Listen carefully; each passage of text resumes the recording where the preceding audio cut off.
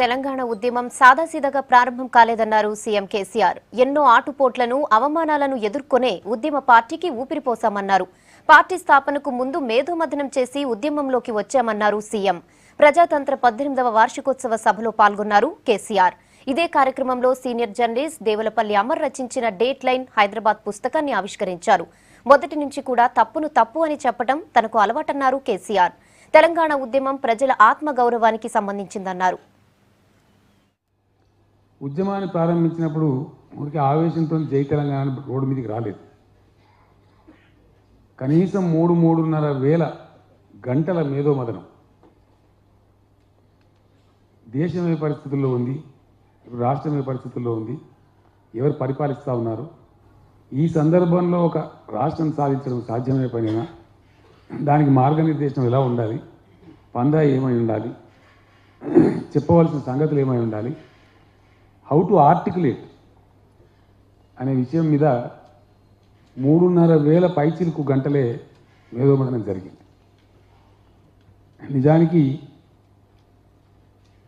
ఉద్యమం 2001 ఏప్రిల్ 27న ప్రారంభమైన TRS party అంతకు ముందే దాదాపు 1 సంవత్సరం పాటు చంద్రబాబు నాయుడు గారు విద్యుత్ ఛార్జీలు పెంచిన తర్వాత, ఇది చాలామందికి తెలియదు, బయట చాలామంది దుష్ప్రచారం కూడా చేసినారు.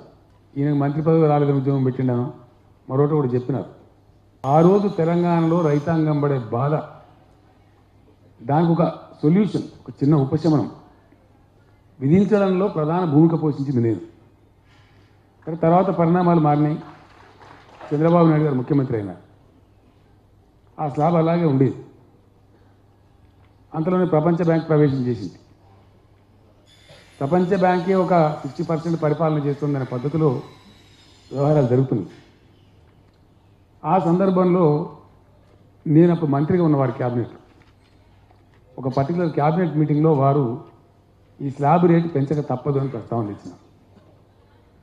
1 గంట 48 నిమిషాలు ఈ ఒక్క అంశం మీద నేను హోల్డ్ చేసిన క్యాబినెట్ మీటింగ్. ప్రశ్నే లేదండి అని చెప్పింది. అది ఏది ఏమైనా సరే ఒప్పుకునే ప్రశ్న లేదండి.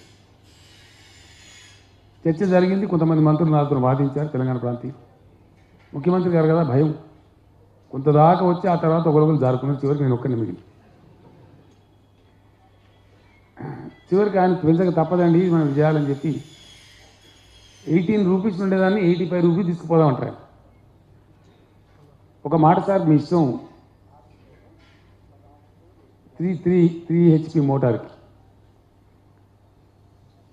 నేను ఒక మాట చెప్తానండి, తర్వాత మీ ఇష్టం అని చెప్పాను.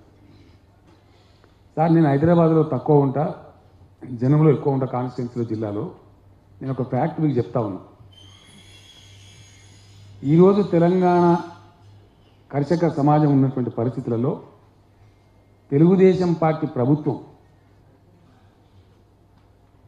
వ్యవసాయ విద్యుత్ శక్తి ఛార్జీలు పెంచితే తెలంగాణలో తెలుగుదేశం పార్టీని ప్రజలు భూస్థాపితం చేస్తారండి, ఆ తర్వాత మీ ఇష్టం అని చెప్పిన నేను నిష్కర్ష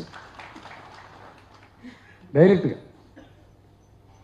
ఏంటో ప్రధానికి ఇట్లా బెదిరిస్తా, ఇట్లా ఏదో ఒకటి చెప్పమని సొల్యూషన్ చెప్పు.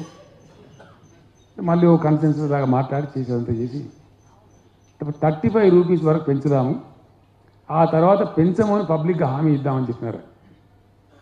పబ్లిక్గా చెప్పాలి మరి అని చెప్పి, ఫర్దర్ ఇంక్రీజ్ ఉండదు అని చెప్పాలని ఒక హామీ తీసుకొని అప్పుడు దానికి 35 రూపీస్కి అంగీకరించారు.